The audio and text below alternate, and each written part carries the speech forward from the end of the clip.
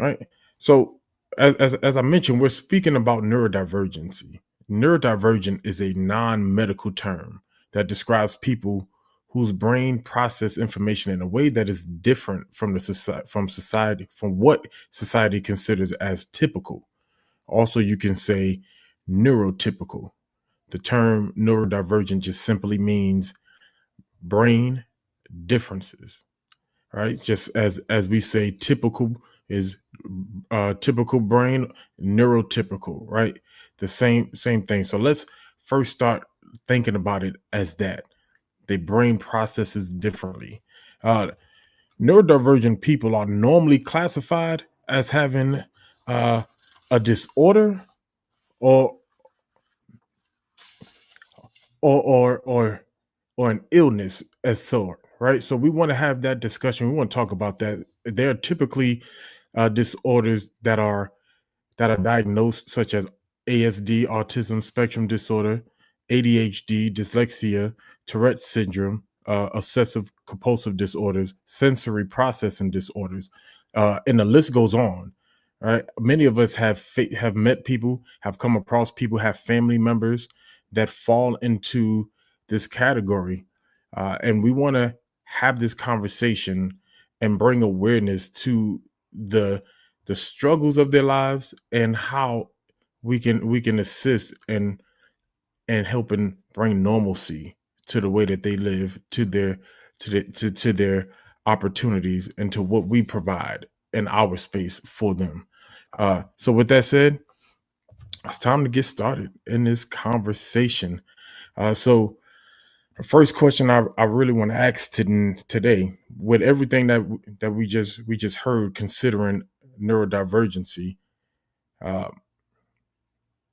would you consider a person with that is labeled neurodivergent to be disabled?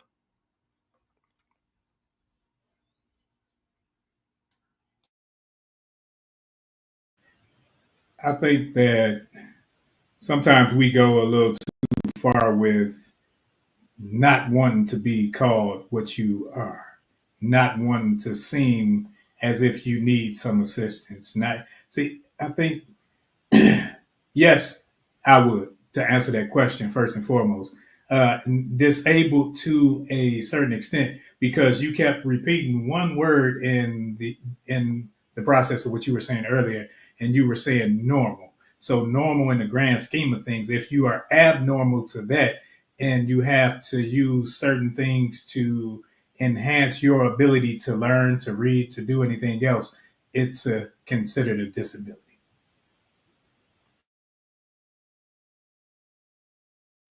Um, I think if you looking at something as it having a label, I'm thinking things that have a label has been diagnosed by someone with a degree or has a DR period in front of their name. So if we're looking at it from that point of view, then I would say yes.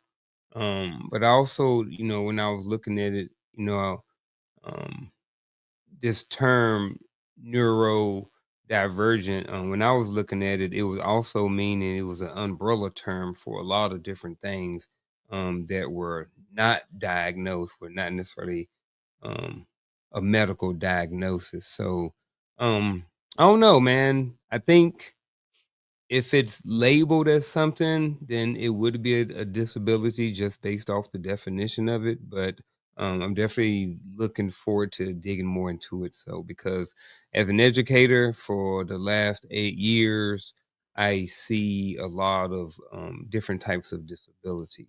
So, what we would consider disabilities.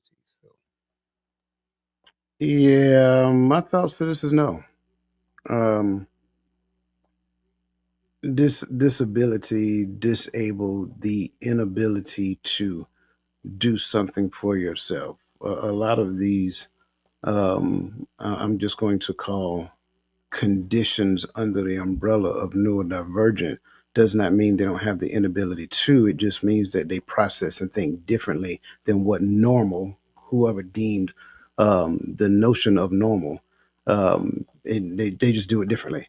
It doesn't necessarily make it wrong. It just means that they don't do it the way that I would do it or the way that you would do it. And that's just assuming that I would fit the mode of norm. But I was probably told most of my life I don't think like normal people think. So I think just this question alone, the answer is a clear and resounding no for me, because I don't think that says they have an inability to think. It just says that they think differently outside of the scope of normalcy. And even with, you said different, but I also want to use a different word, and that is, kind of harder. If you look at someone who, say if they get their leg cut off, right, they're considered disabled. So it just makes it harder or more challenging to walk. However, with the right prosthesis, they can outrun us. Or if they get in a wheelchair, like they can do more. So um I just kind of wanted to, I don't know how, I don't know where we at as far as the definition of the term disability, but I also would like to add in, if I can, that sometimes disability just means that it means it's a little bit harder to do certain things, not necessarily you can't at all. So Right. It would mean that you need some assistance to be like the average, the normal person. So where I would say yes, because if you need medication, if you need assistance to become average, then I understand exactly what you guys are saying, and because if that's the case, they're gonna take 50% off my disability and take that little blue tag. Wait, what? PTSD, that's 50%. They're gonna take that away. That's a disability that I can manage. But may need assistance. I may need therapy, may need medication, and everything like that.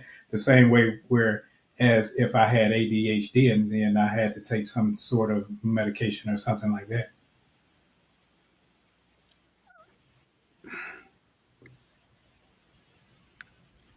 Okay. Okay.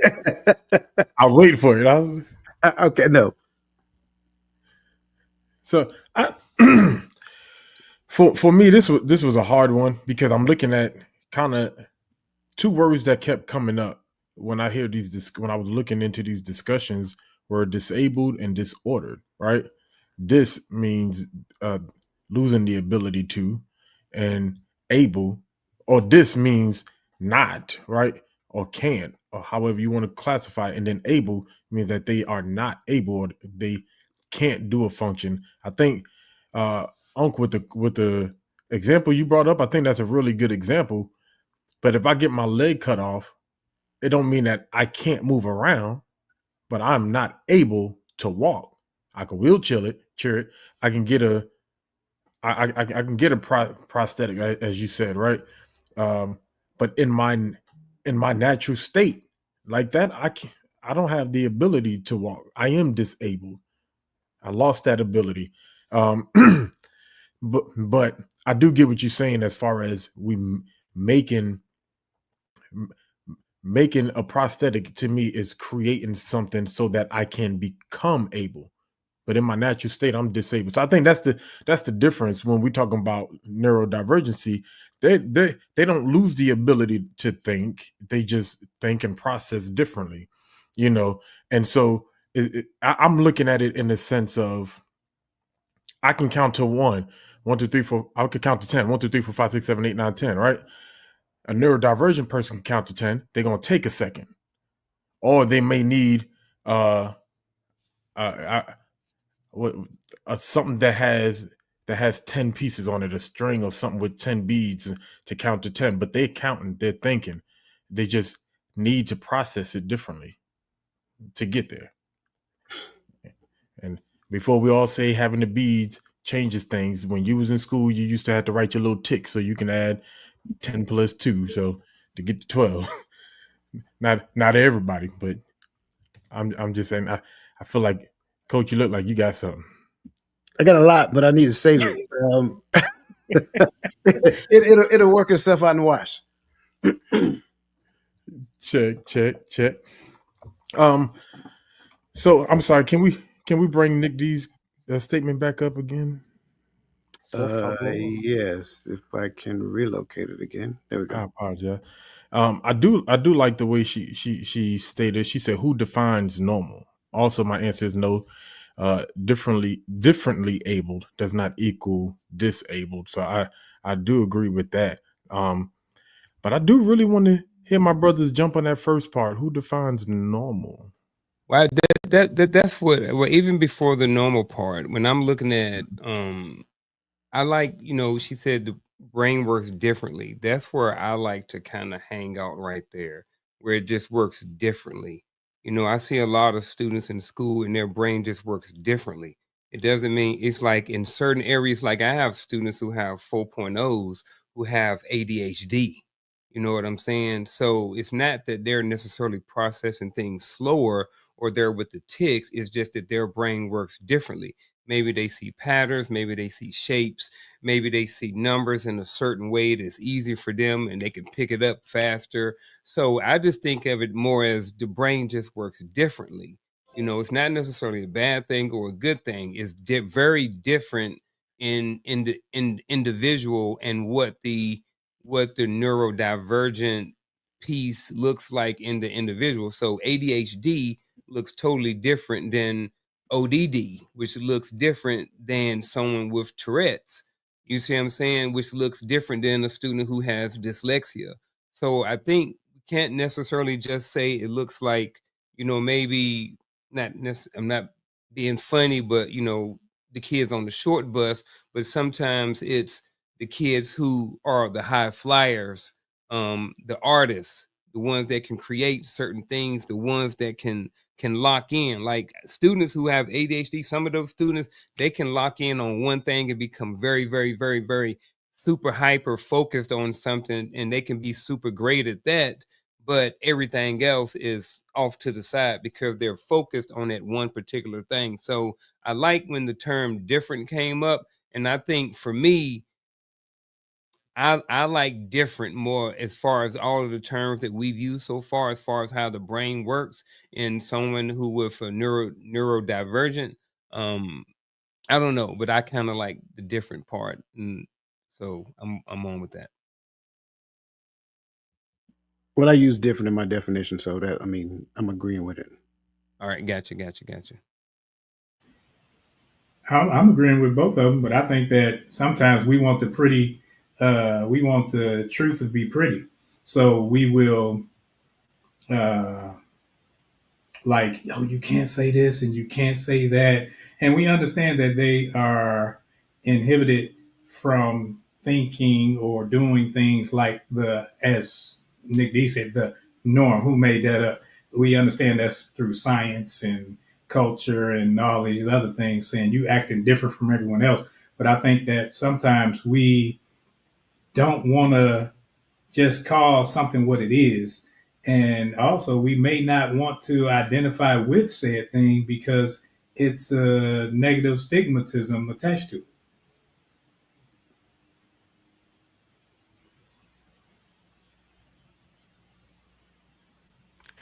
I can't tell when Coach about to jump in. I can tell his wheels are spinning. Hey, I'm over here playing double dutch, man. Don't With yourself, like, do I jump in? right. You know, I like Lisa Keys just said something and it made me think about the movie Ray when she talks about her son. Thanks for sharing that, first of all, Lisa. She said, one of the things I told my son who is legally blind is you have a learning difference. We never wanted to label it as a disability. And it makes me think about when Ray's mother was sending him off. She looked at him and she said to him, she said, "Don't you let anyone turn you into a cripple." Right. So it kind of goes into what Verlene McCoy said, because at first I was thinking about what she said, but looking at Lisa Keys, it brought it together for me. So you are only disabled when you don't try to make yourself able. And so I get that. I get that. So I do appreciate y'all killing it in the comments today. Moving moving on to the next question. Now, and this is just pulling from our own personal experiences in life. The question is, have you ever encountered someone in your past, right? Whether family members, siblings, friends, teachers, or whoever in your past that was neurodivergent? And if so, can you kind of explain? I've encountered a bunch. Where do I start? I've seen elementary students. Definitely not going to name names or anything like that. Actually, let me pause. I don't want to go there. I've seen grown adults, grown men who have not what we would call mature to a certain level. And after a certain amount of time, you start to think maybe there's something a little bit deeper as why this person may not have had a certain level of success or a certain level of being able to provide a sustainable lifestyle for themselves. So you're like, how in the world did this person get to 30 years old or 35 years old and they still haven't broken free, and they're still living at home with their parents or something like that? They're staying in the basement, they don't have a lot of friends, a lot of different things like this. So it's like, is there something going on here, or is this just normal behavior for this type of person? So um I wonder sometimes, that we brought this up because when we're talking about these things that are not necessarily considered diagnosis from doctors, then we're going based off of our own assumptions of what we think this particular disability looks like. So as I get older, and I'm 49 now, and I've been around a lot of different types of disabilities, when I look at grown adults sometimes, and I see how they move in life, I wonder, say, hey, look, is this person, on the spectrum? Does this person over here? And it's not that I'm trying to diagnose them or anything like that, but I do think that sometimes I do know that I have come across some grown adults in my life who may have some sort of um, neurodivergent situation going on in their life, just based off of the outcome and how things are going on in their life, because they're what we're saying, quote unquote, not necessarily normal behavior of how adult live their life in the United States. Most men 35 years old are not staying at home with their mother and their father. So that's something that's out of the ordinary. So then it's like, well, why? Is there something deeper going on in there? So I would say maybe yes, um, because like we said, it's a non-diagnosed thing. So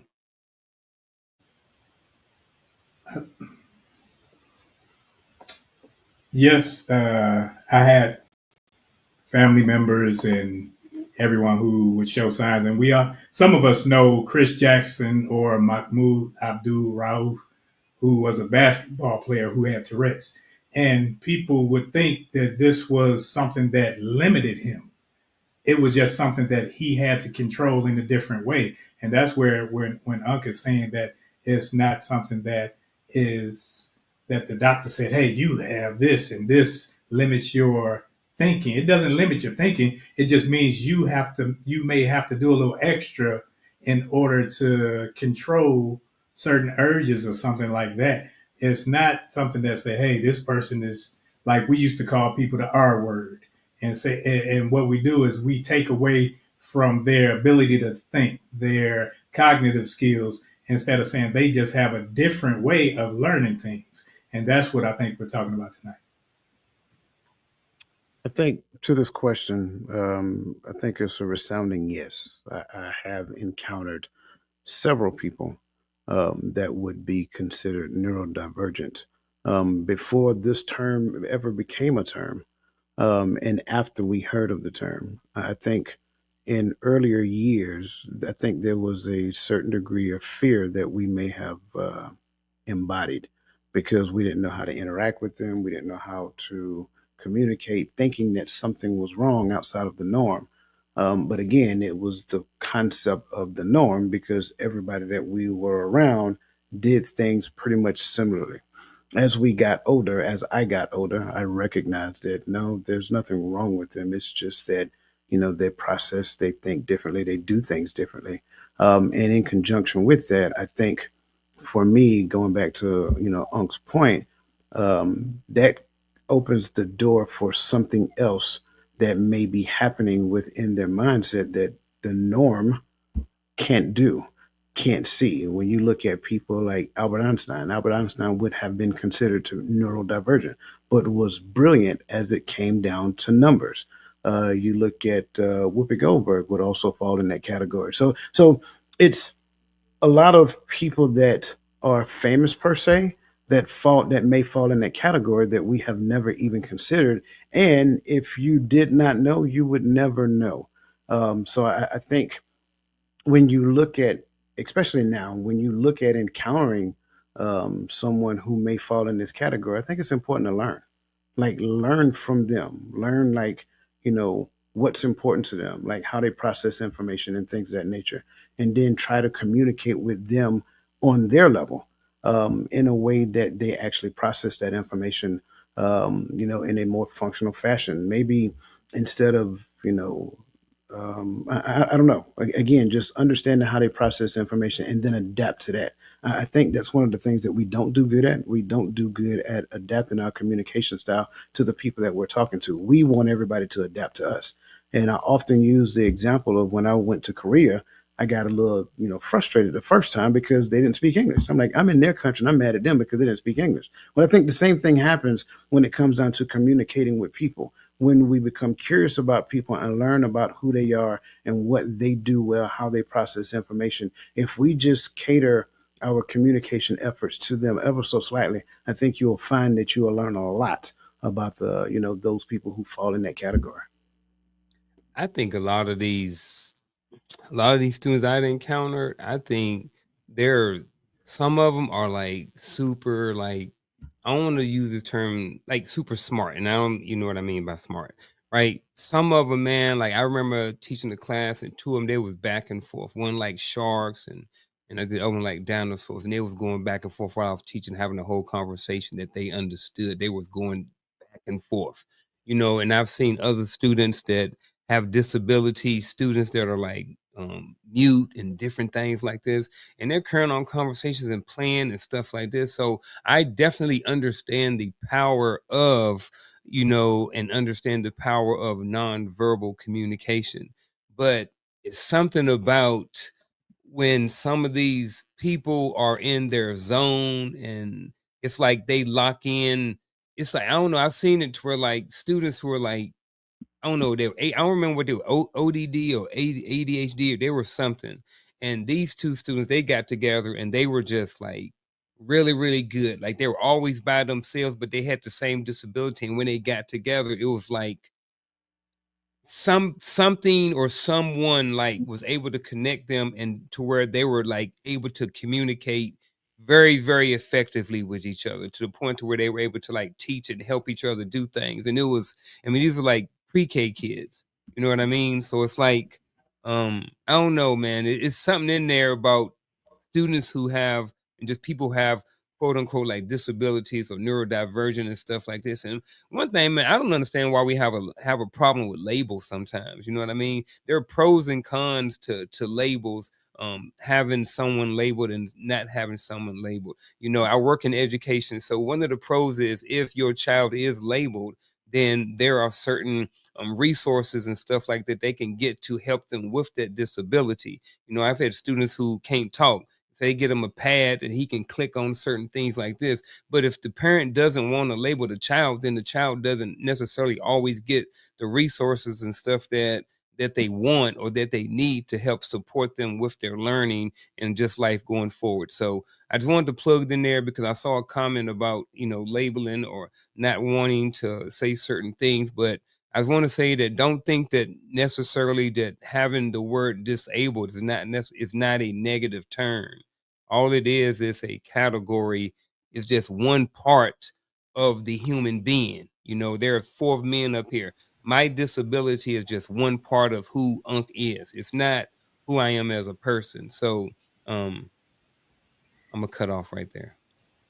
If I can, where you talking about the labeling, I agree because when I was in elementary school, because I thought a certain way and I couldn't sit still, the teachers wanted to put me in a certain class and do this, that, and the other until it was another teacher who said, hold up, let's do this with them. And what they noticed was the work that they were giving me wasn't challenging enough. So they put me with some more challenging work and it helped me focus. And to this day, I still have issues. I have to make sure I focus myself. So I do things, I doodle, I will, like my hands will be moving all over or I'll be writing and everything and it helps me focus.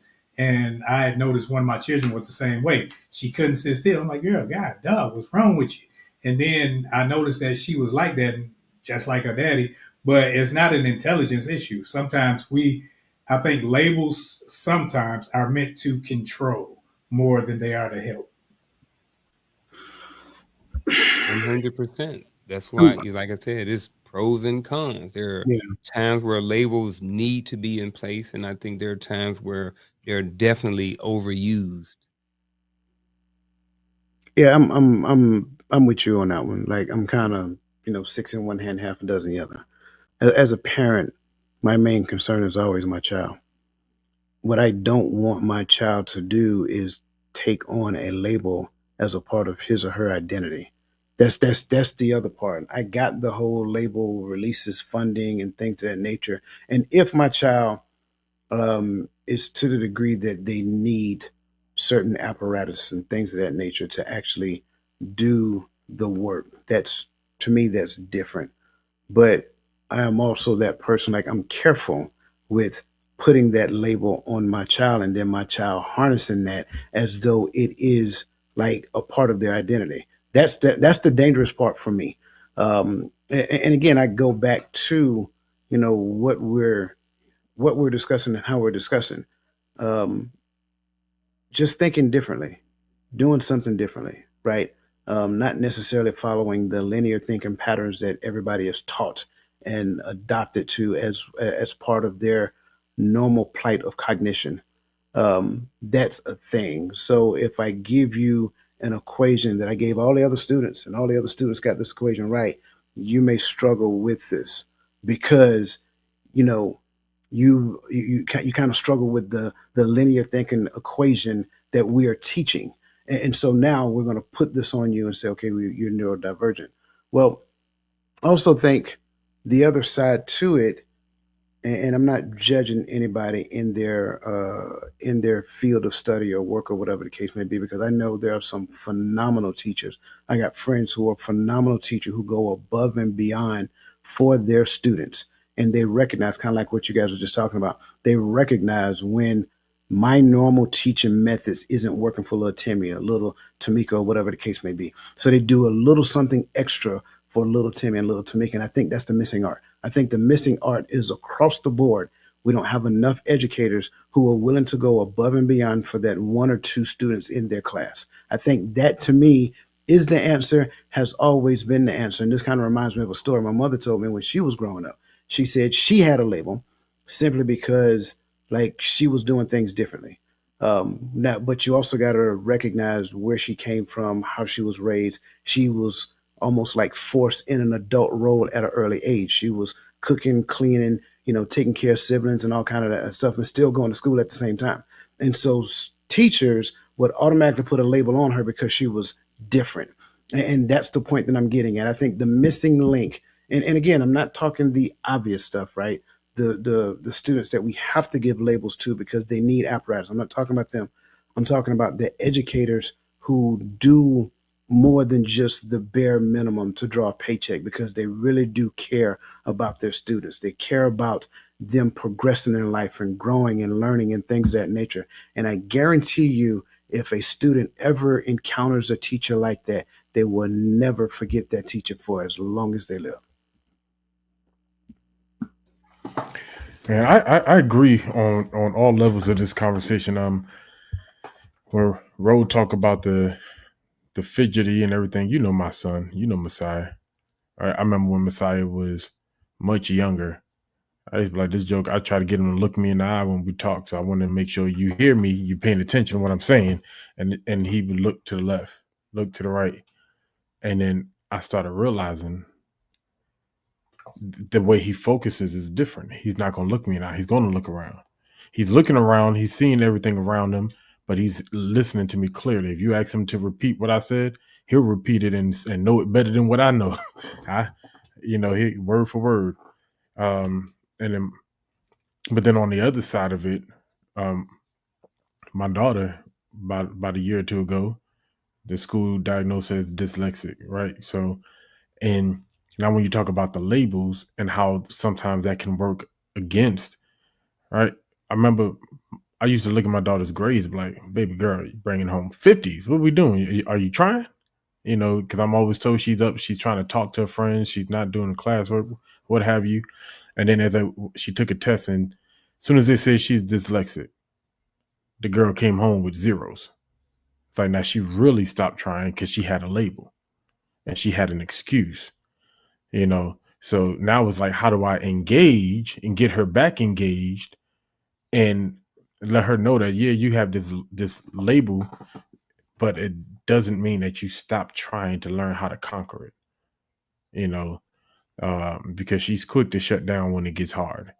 And so that's the thing that I try to do with her. But now we know why it's hard, so now me going in and studying and looking and seeing what can I do to help her learn better? What can me and her mother do? What can I buy something for her to take home to help her read and see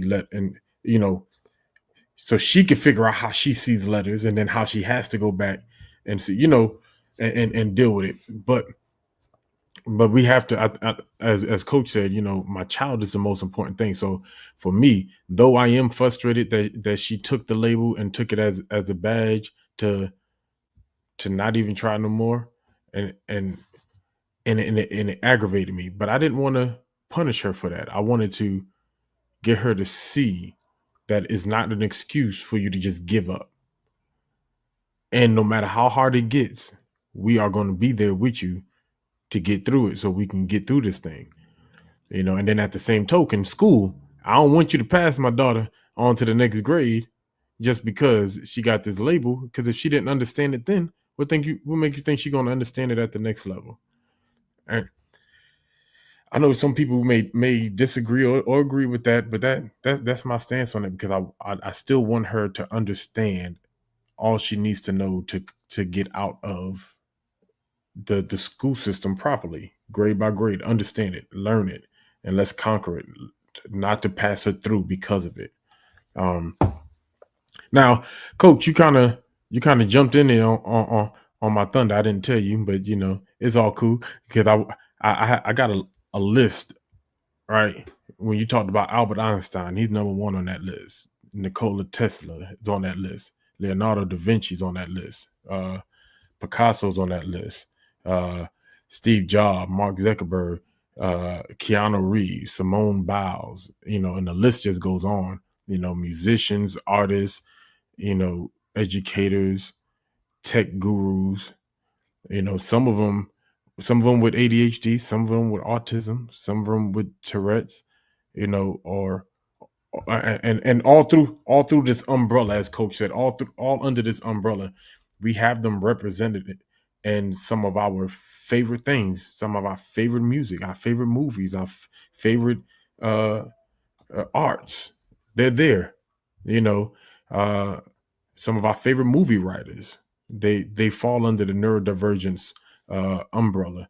And so we have to, and for me, that was the kicker, to say we have to stop saying disability and difference, because there's some, they disable, but yet they are able to create better than some of us on a different scale. Because sometimes I remember homeboy I had, he said I can't remember what disorder he had in high school, but once he learned the thing that helped him focus, his grades were much better than the rest of ours. He became a lot smart because once he had that thing to help him focus, his focus was heightened beyond our focus. And which then brings me to the thing: is it really a differences? Because is this something that can make us focus even better? Is it something we're missing because we're considered normal? So we're not really trying to look at a way that we can excel even more to help us learn better. And that's just something I just want to just put into the mic, put into your mind. So as we going through this conversation. So with that said, I think it was Sister Nodella further up. She said, I may have, but I didn't have the education to really know if I was dealing with someone with neurodivergency, right? Which I think all of us can fall into at some point in our life, no matter what we know now, there's a time when we didn't know. And we just thought, Uncle Jimmy was just funny. He came to the cookout acting crazy. He might not have known that he was neurodivergent. Might be why he was the loud one at the party, at the cookout, or what have you. You got something on that, Coach? Yeah. Just for the sake of conversation, Jen does not make you neurodivergent. I'm just putting it out there. Facts. But maybe coping with it is the reason why the gym was turned upside down. You know what I mean? Hey, I don't know. No. But with all that said, my next question, before we knew, right? Let's get our mind there. Before we understood what these differences were, how did you handle those people in your life that you can look back now and say, yeah, they probably were neurodivergent? I handled them normally before. I did. So here's what I say. Because I didn't know, all right, I'm speaking about one particular person. So remember, as I said before, is different. Tourette's may look different than ADHD, may look different than ODD, may be different than dyslexia. So for this particular person, I handled this person normally before because I didn't know that they were neurodivergent. Once I figured out a lot of different things, became clear, and I'm like, oh, this why. So after that, I realized that I have to handle the package with a little bit more care. I couldn't use certain words because they wouldn't be understood, So again, like I handled the person normally, but and I think it's easy to say that, we got to handle everybody the same and don't treat people differently because they're neurodivergent. But I think sometimes it's okay because if I am speaking up here and the person can understand, then it means I do have to adjust a little bit so that they can understand the way in order to have effective communication with this person. So I understand that in certain cases it's definitely okay, and that on a general in the general senses, we should treat people equal and with equal equality and all these different things like this. But I do think that there are certain times whereas someone, if they can understand or they need a certain type of communication, that I have definitely altered my communication with this person in order to have more effective communication. I couldn't talk to them like that. And I wonder, how come they don't understand? How come they don't understand? It's like, this seems simple. They don't understand it. But it wasn't until some years later where, now and I get it. Now, this is why he never did understand. You know what I mean? So like I said before, I knew I handled the person normally. But then once I understood that this person fell up under the umbrella of neurodivergent, I adjusted my communication styles to have a better, more effective communication with the person. See, this kind of goes back to what I was saying previously, right? Kids are cruel. Now, I'm not saying, I had an upbringing to where my mother would stomp a mud hole in my behind if she realized that I was picking at another child, because of something that was outside of their control. So I can clearly say that part I didn't have, but I witnessed a lot of people who would pick at them. So kids are just cruel. I think I was more, like I said, at some degree I was afraid. But then, I still communicate. I remember one young lady, again, will remain nameless, um, and it was a difference. I could see there was a difference, but I still tried to communicate with her as best I possibly could, and she was, fully functional. She could process information, all that other great stuff. I think there's a difference between then and now because you did not know what you did not know. So you did the best you could with the limited information that you have. I think now the difference is that, kind of like going back to what I said previously, you cater the communication to the person. So understanding the person to me is more important than understanding, what their and I just say difference is. I say it that way, and I'm struggling saying that because I really don't like saying it. Um, knowing the person is more important than knowing the difference. If you know the difference, then what you're going to end up doing is catering your conversation to the difference of the person. But you got to realize sometimes you will encounter people, they don't want you to help them do the thing. They want to do it on their own.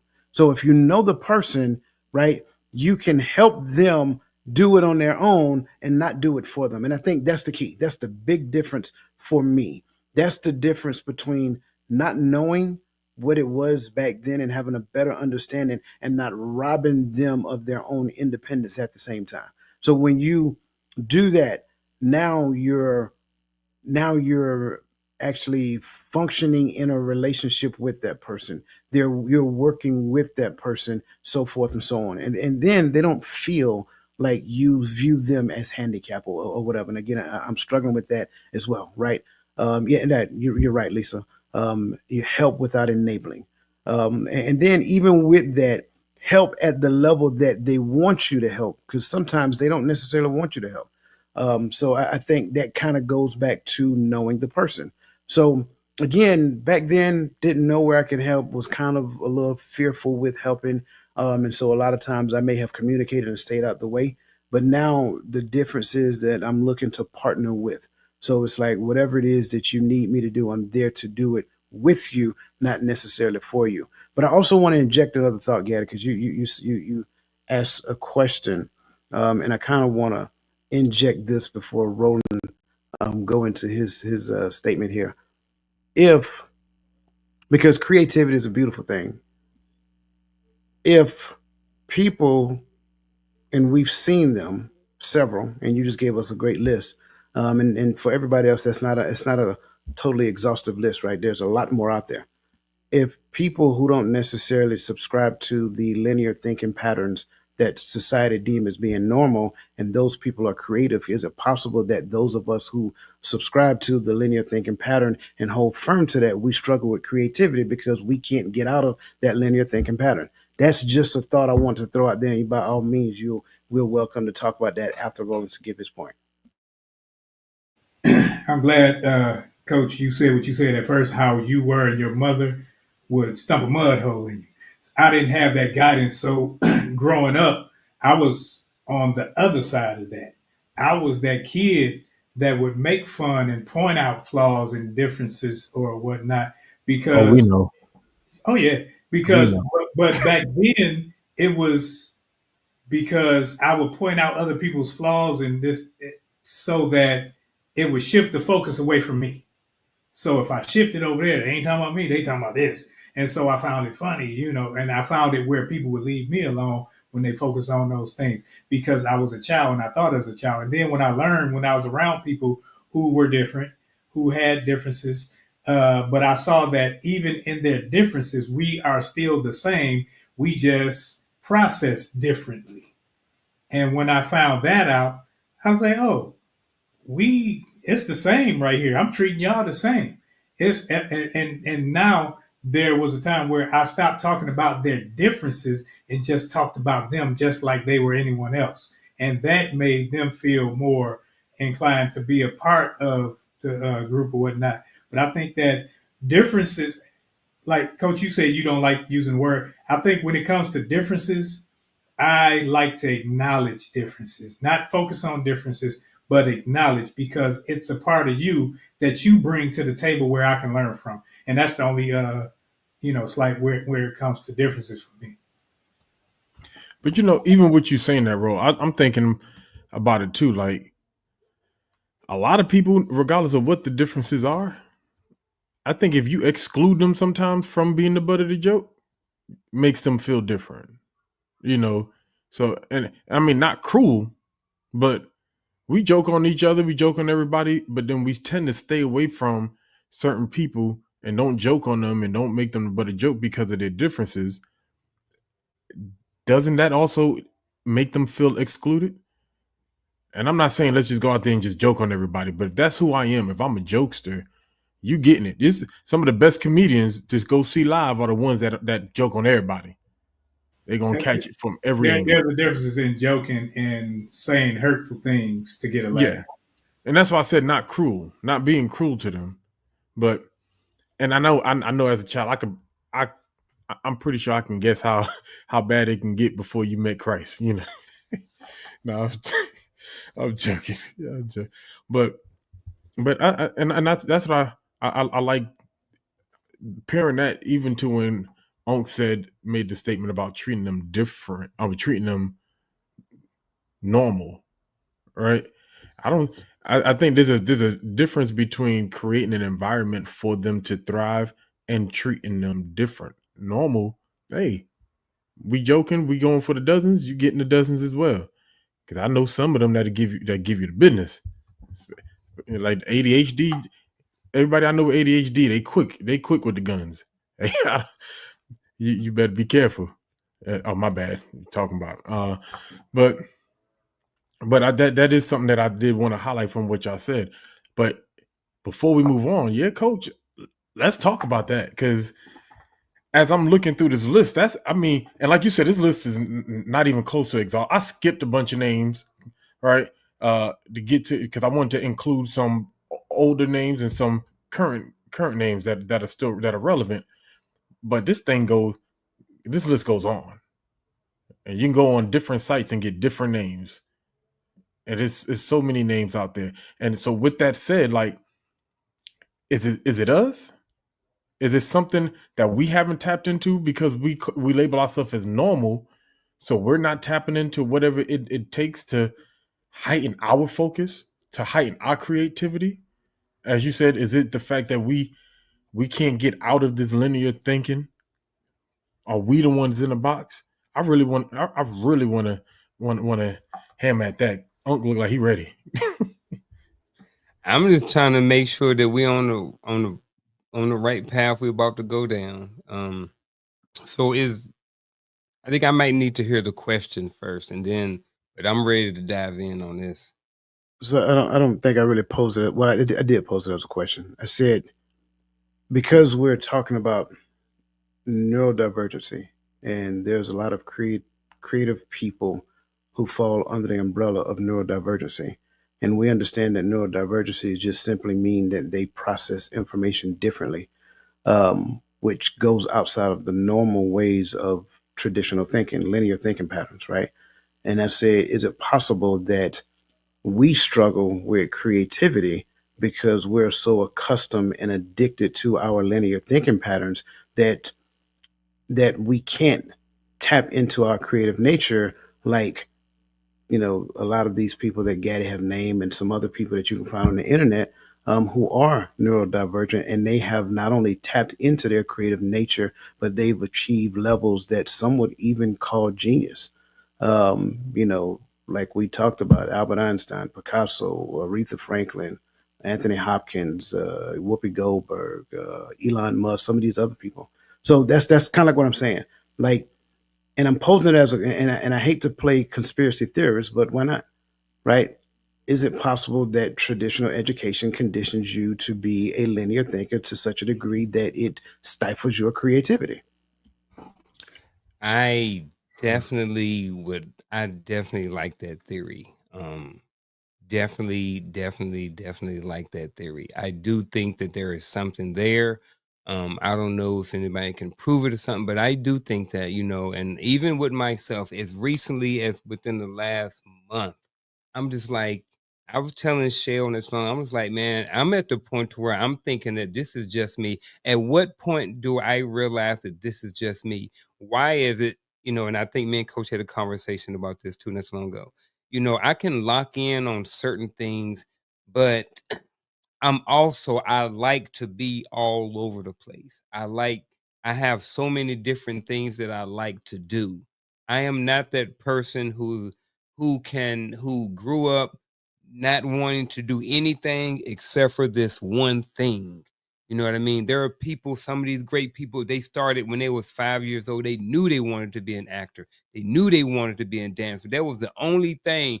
They had that driving force in them from the womb or something. And I'm just like, man, sometimes I wish I had that. Sometimes I wish I had that one thing that keeps me dialed in and focused. However, again, there's pros and cons to all of these things, but I definitely like that theory, Coach. I definitely think that there is something there. I definitely think that sometimes we are the ones who are losing out because may not be neurodivergent and have that ability to lock in and focus on something in order to be 100% great at it. So I definitely on board with that theory, and I definitely think there's something there. I love that whole point because, case in point, now this is not I'm not saying you can do this, but the one time that I did take edibles, crazy. Now my mind, I'm telling you, I'm transparent. The one time I took edibles for the first time and everything. It put me in a space to where I can understand how Jimi Hendrix and all these people would do certain things because it had me writing. It was like my mind was just bang, bang, bang, bang, bang. And I'm like, oh man, this is good. This is good. I was writing skits. I was writing everything. I was writing whole everything. I'm doing it. And then I'm like, oh man, I don't like something having control over me like that because usually my mind is everywhere, but that helped me focus. That's not the okay for anybody to do anything, but that just, you know, I see she talking about LSD. See, you ain't right. How about creating pink? Well, they coming for you in the chat. Hey, I'm the only honest one here, man. Cut it out.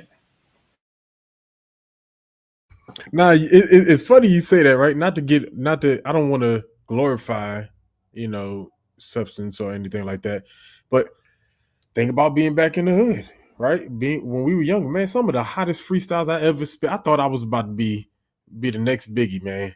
Like why? Because every time we go to my homeboy house, we put something on our lungs, and I swear we were all the best freestyles I ever heard. I could have laid a 16 right there. But it, not glorifying that thing, but it was something that caused us to think to not. It says that we couldn't think normally, but it caused us to think a little more abstractly, to where it was outside of our confines, right? And so I'm with that. I like that you pointed that out because that was hilarious to me because that immediately clicked back those ciphers back in. Well, I mean, if we can get off the drugs for a second, I mean, like, why don't we ask ourselves questions that have obvious answers? Like, if addition incrementally increases numbers and multiplication is supposed to like increase numbers drastically, then how is it possible that 1 + 1 = 2, but 1 × 1 = 1? Oh, you sound like Man, I'm about to cut my camera off. You sound like Terrence Howard. Or to close up shop for the night. Nah, but I heard I swear I heard Terrence Howard say the same thing, and it messed me up because you really got to think multiplication is supposed to add in a faster length than addition. So addition, one plus one adds, but 1 × 1 stays the same. Okay, nah, I'm with you on that. just by the definition of the words, it doesn't make sense. Right. So if we're just looking at normal work, right, two people should be able to do twice the work, right? Not just, oh, I got my level of work and he got his level of work, so we can get there, twice, no, no. Like it's supposed to be multiplied. Like we don't really think at that capacity. Like we think, and I'll say this, I can say this here. We think in addition, but God works in multiplication. And then we will say in our minds, like, oh, well, I subscribe to this. This is what I use. But you're still thinking in addition. How is it that you're thinking in addition, but yet you say you subscribe to this? Those two things can't be. So that's kind of like what I'm saying. Like, we got to get out of, like, sure, there was some things that you had to do in order to pass grades, right? But once you pass those grades, your thinking was supposed to continue to take leaps and bounds. And if your thinking had taken leaps and bounds, then you would have gotten to the point where you questioned a lot of things. So why is this? Why is that? What would happen if I was to do this? Right? I like the fact that you guys went to you know, the drugs, but you think about it, like what do they do? They are they are inhibitors or enhancers, one or the other.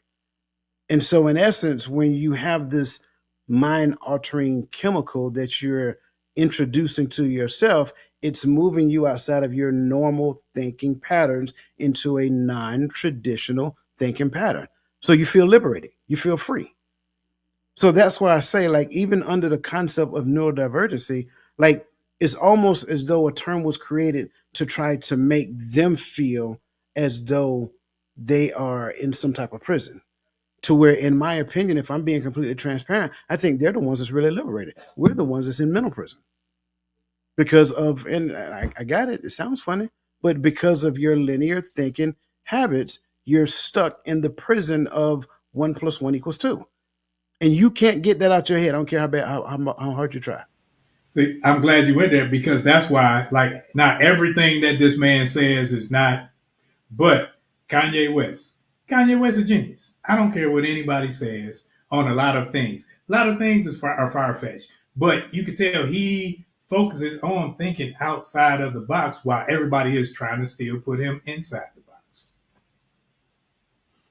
Yeah, and I think it was you that said to me a few years ago, because Kanye had said something crazy, and it made me realize just that same thing. Like, hey, I may not agree with his end statement, but the thought process that led him to that thinking, maybe we should hear that out, because it's something that led there that's.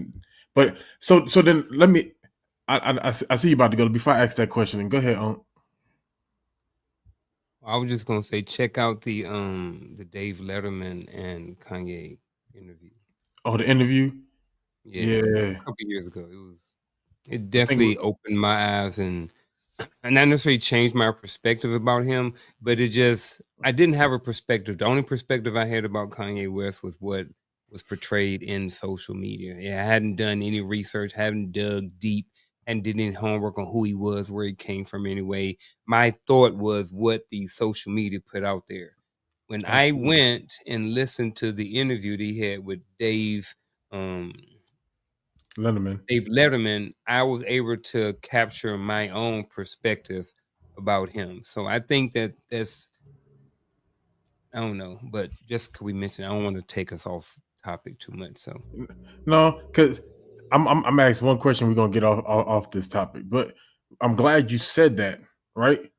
Because when you're talking about what we know is based upon what we see on social media, the news and stuff like that.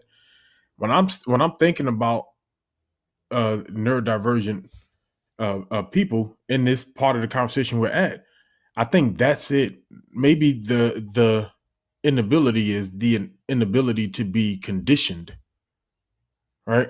They can learn a concept, but their minds are not being conditioned.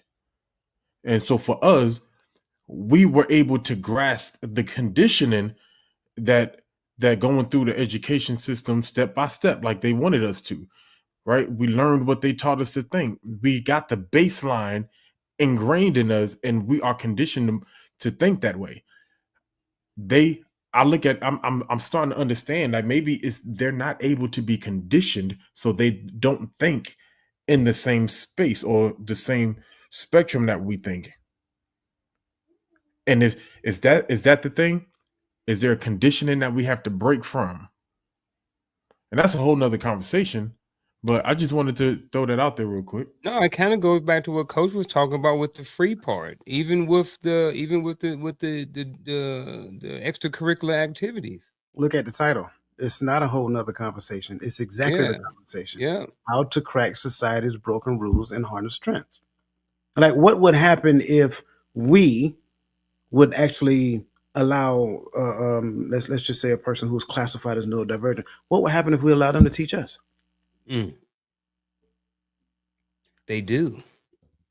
We having a conversation now.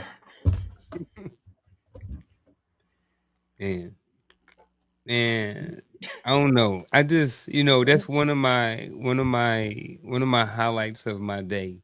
Is going down or just being around and I know when we're talking about neurodiverse, these are ones, and I'm talking about some extreme cases, but um and I'm just gonna go with the extreme cases right now. I was literally um having a moment at work earlier this week, and I went down there, and real quick, bro, you ain't got nothing to be complaining about. You know what I mean? So I think for me, sometimes when there are extreme cases of someone being neurodivergent and labeling all those things, I think it'd be a reality check. But I just think, man, it's just, I'm down there, and I'd be around people, man, and it's just interesting and very rewarding, the information that you get and receive, and just seeing how so many different brains think. Like when we're on social media and we hear, not everybody's like us, but in general terms, we kind of see a lot of people kind of around the same way we are, whatever, like this. But when you go over there and you see people who think totally different, like for me, I'm like, what in the world are like they thinking? Like, I want to know what they're thinking. When someone is looking at me, and this little girl comes up and she points and she's like, she's nonverbal, right? And she's pointing at something on my shirt. I'm just like, what is she thinking?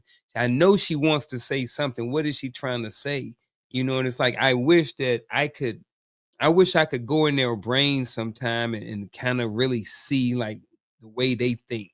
It's just interesting to me. I've always, ever since I got into education, I really gravitated towards, neurodivergent students, the extreme and the mild cases of it, if we're classifying them.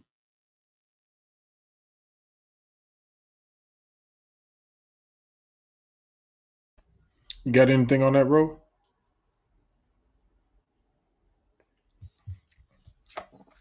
Man, I'm loving this conversation. Whew, what would happen? I think one day I'm just gonna randomly ask somebody that question, and See, just to see where it takes. but I think more people are than aren't. I think we just don't know, or it just hasn't been identified, or it's not extreme to the point where we can see it for what it is. So I think that when we have discussions like this, yes, I said yes to it being a disability because I know that with disability come checks, with disability come resources and whatnot. I understand that, but it's not a disabling function. It's something that we need to appreciate more and learn about rather than push as a source of disdain. Like, it's like they got NE on their chest or something like that. No, these people aren't as we would different in a negative way. They're different. And I think those differences should be respected, honored, and applauded, especially when they can focus it and do positive things because it's not an intellect issue, it's a focus issue.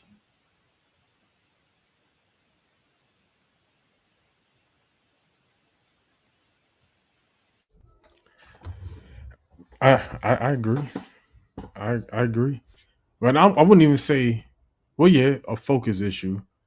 Yeah, for some, and then once they learn how to focus, they, like we already mentioned, you know, one honorable mention I didn't mention was like Tim Burton. There's a show, it used to be on Netflix, might still be on there, uh, and I watched it a couple of times, and it's called The Movies That Made Us. And so if you are mid 30s or older, unless you know you were able to watch a lot of these movies, you know, a lot of those movies that they are showing you on that film are staples for our time frame, right? And so the movie Tim Burton made, which is what, The Nightmare Before Christmas, when you go watch how they made that with clay dolls and how every frame had to be repositioned piece by piece, the type of focus it took to make a movie like that, it caused me to see, like, once they figure it out, they've figured it out. And that's, to me, that's interesting. Um, so I'm we actually, the next question we actually kind of talked about, right? It's the way that we see them, right? The next question was really, how do we eliminate the mindset that they need to be fixed? And we answered the question, understanding that they don't need to be fixed, because we, you know, and appreciating the things that they've already done. I think just what we've done just now in the last discussion answered that question. You saw how we discussed them, how we saw them outside of our viewpoint of normality, and we see them for who they are. So with that said, I'm gonna jump to the next question, but I want to read just a couple of common misconceptions that I found out there concerning people that are neurodivergent. Right, one is neurodivergence is a disorder or an illness. We already talked about that. Uh, all neurodivergent people are the same. Uh, Neurodivergent people lack intelligence. ADHD is just hyperactive. Uh, Neurodivergent people can outgrow their differences. They can that it only affects children, uh, and people can't succeed in careers with neurodivergencies. These are the things that, and as I was looking this up, these are things that people who are neurodivergent say that they hear the most. And there was more. The list was very long, but I didn't want to worry us that long. Um, so my next question is: do you believe that where we are today in society, that we have broken the stereotypes of the neurodivergent community in America? And if not, uh, do you think that we can get there? And I said why, but and how, if you can. I say no for overall question. And I think that every one of your major comedians has some type of neurodivergence. And you'll hear them speak about it, how they were in school and how they were at home. They couldn't focus. And so they could hone their skills or their craft over here. And I think when it comes to how can we get rid of or get rid of the stigma and all these things, I think that is one of those things that's always going to be around because people will always try to put you in a box of normalcy because of society. My my overall answer, my umbrella answer would be no as well. For I got a couple of different things. One is, it seems like at some point over the last few years or something like that, it seems like everybody has something now, right? So I think that along with the overdiagnosing of things, I think there are a lot of people have self-diagnosed because it has came with some sort of, I don't know, you're part of the club. It's, I don't know, it's like a good thing almost to have to be neurodivergent or to have a disability or something. So it's like things are coming out, and there's more and more people having these things, right? Whether they self-diagnosed or not. So it seems like at some point when we look out there, it's gonna be like, well, it seems like, well, everybody has one. So now this is the new norm. Someone has something. Everybody has something. So that's just kind of my opinion about some of this. But like again, I said that do I believe that we have broken the stereotype? I don't. Do I think that we can? I think that we can get there. I definitely am optimistic about it. Working in education, but I think it is going to take some work. I think it's going to take some time. But I definitely think so. But not get yeah. That was what I had. I was looking at my notes. My first answer it sounds just like everybody else. Do I believe we've broken the stereotypes of neurodivergent community? No. I don't think we have at all. I think regardless of whatever community you talk about, there's a spectrum. And we talked about the ends of the spectrum pretty much in this conversation, but there's also everything in between that spectrum that exists as well. Um, so, do I think we can? I really want to say yes because I'm hopeful. I believe that we can do all things through Christ Jesus that strengthen us. I really want to say that. Um, but if I'm being realistic, based upon what I've observed over these 51 years of living, I don't think they really understand us. I don't think we understand them. We're fighting, trying to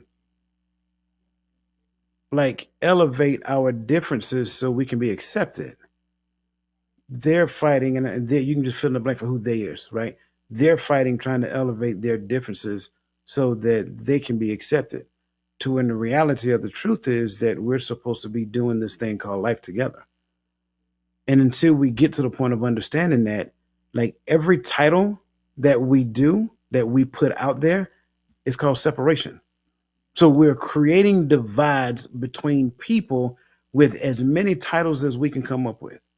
And so the more titles we have, the more difficult it is for us to get to the point of breaking stereotypes because titles give us reason to stereotype. So that's the reason why. Now, like I said, I want to say yes because I'm hopeful. But like I said, I kind of gave what that looks like. That means that we're going to have to sit down and shut up and let the people who are living the life teach us what their life is like. What does that look like? Give me a panel full of people who live with ADHD for the past 40 years and help me to understand what that looks like. ODD, help me to understand what that looks like. I want to go back. All neurodivergency is not focus.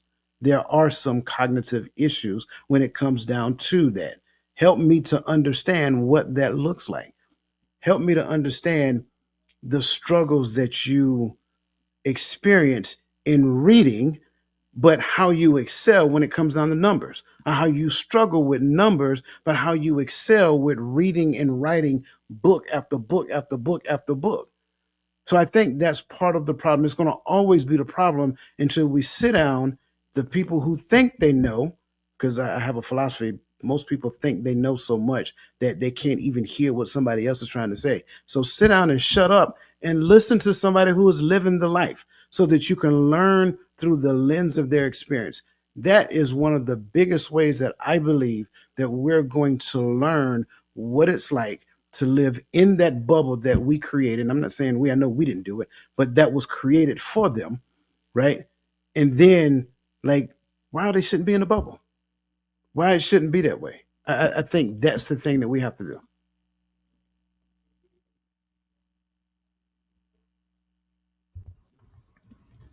Was that everyone?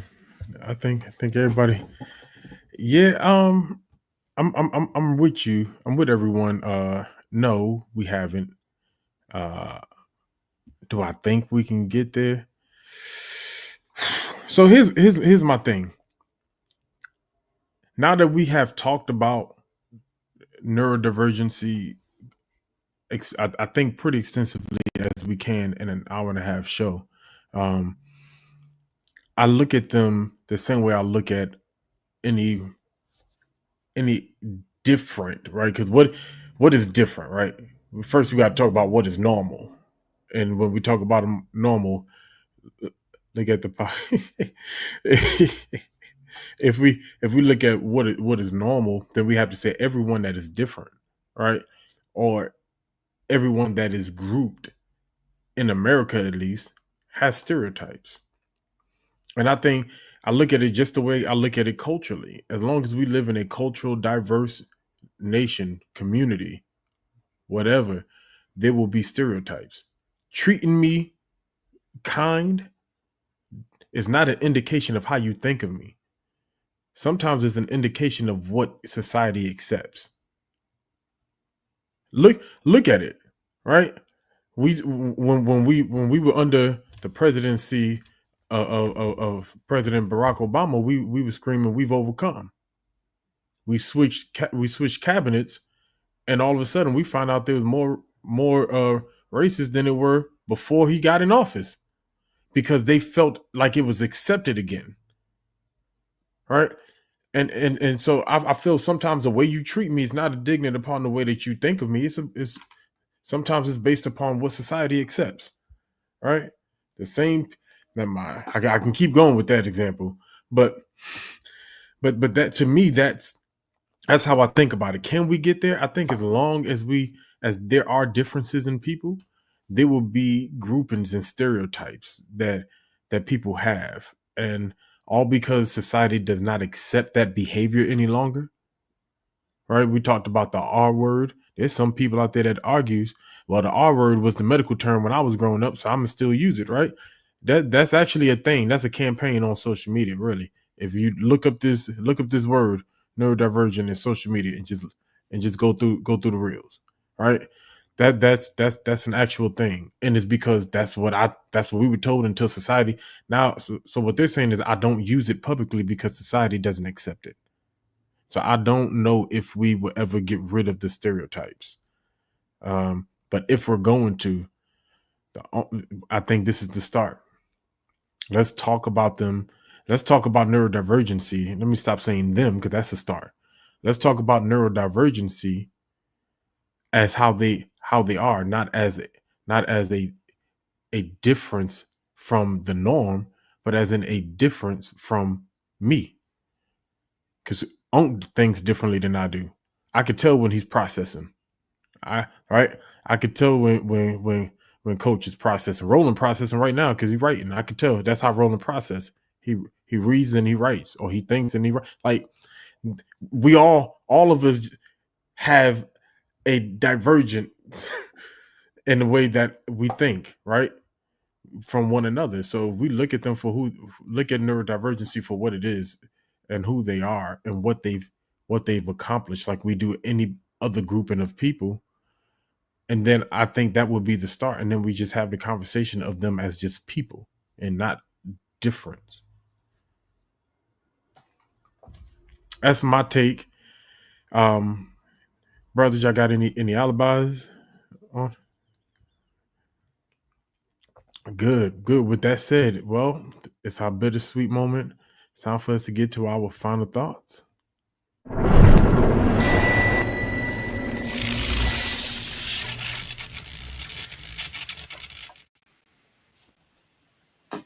Yes, we talked about the neurodivergent code, how to crack society's broken rules and harness strength.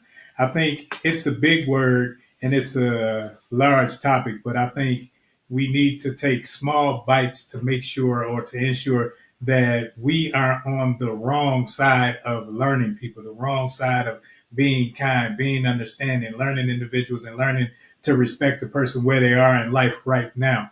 Because when I can learn to respect you where you are right now, I can see past little quirks and things that maybe I don't do, maybe I didn't grow up around, maybe I'm not used to or accustomed to.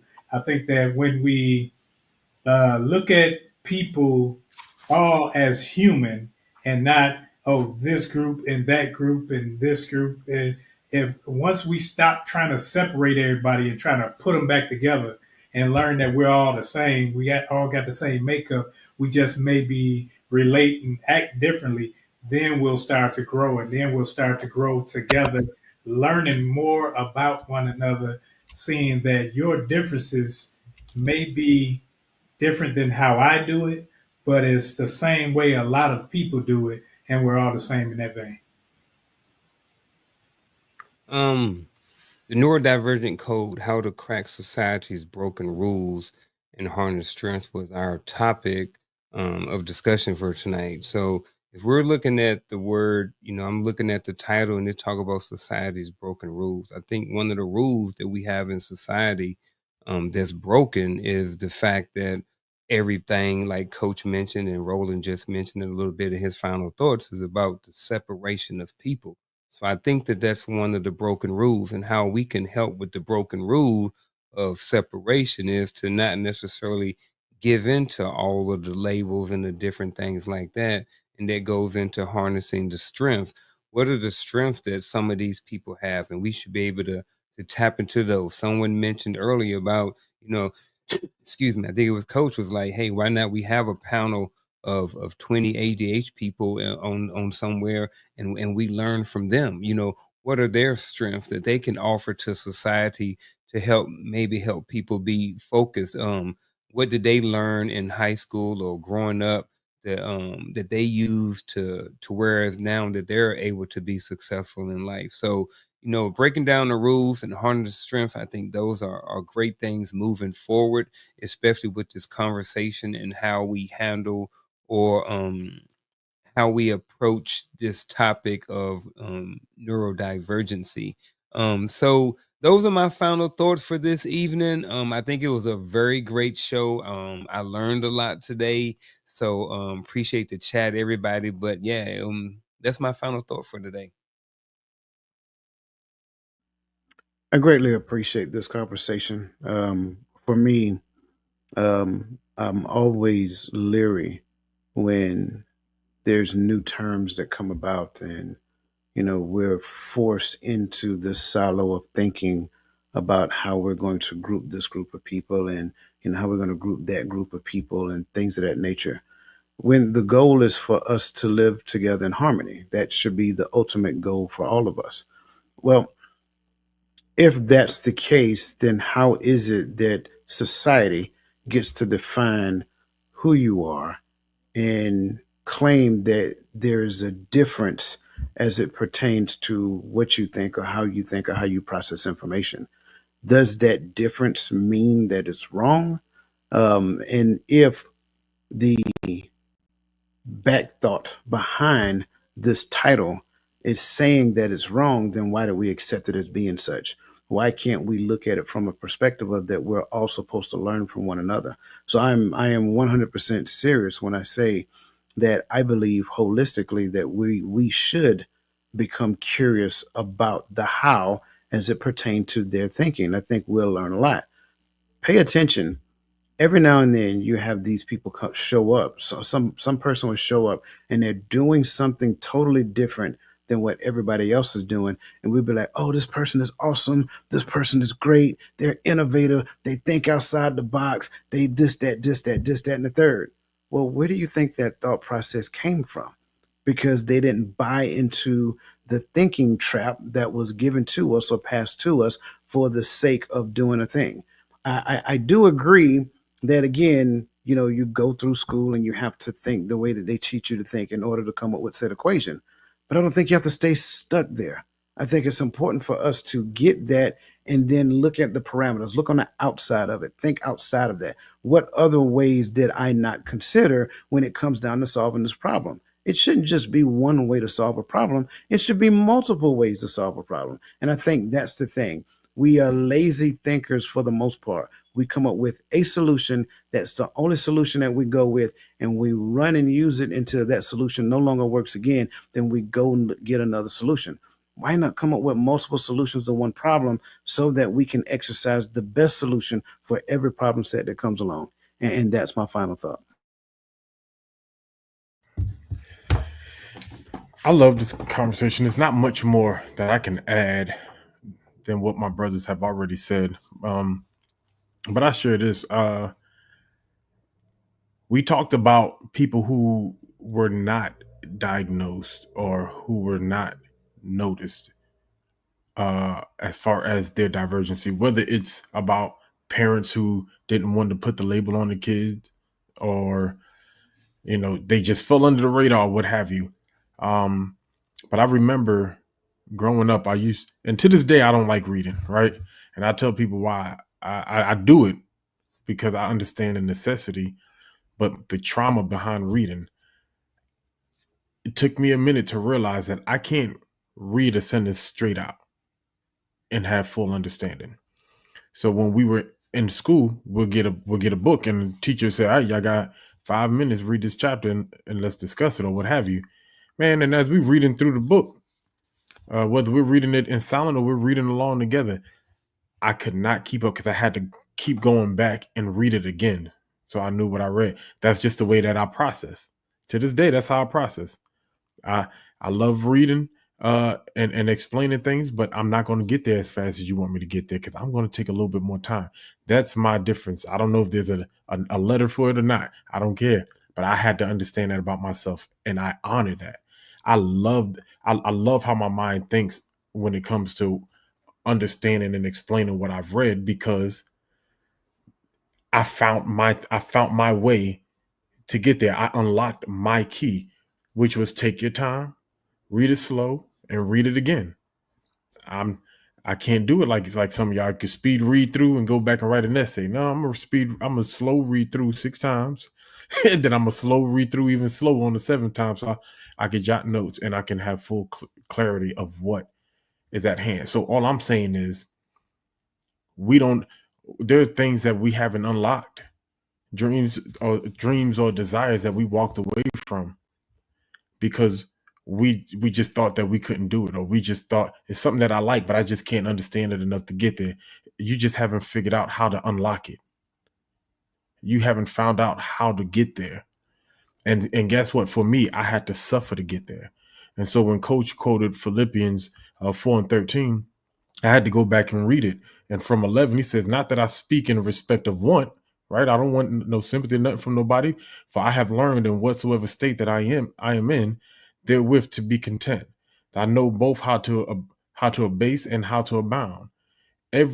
Everywhere in all things, I am instructed both to be full and to be hungry, both to abound and to suffer need. Therefore, I can do all things through Christ who gives me strength." And so that's how I look at this conversation. I just want to thank everyone for indulging us in this conversation, for my brothers for keeping this thing going, because if it wasn't for y'all, I would just be a guy asking a bunch of weird questions, right?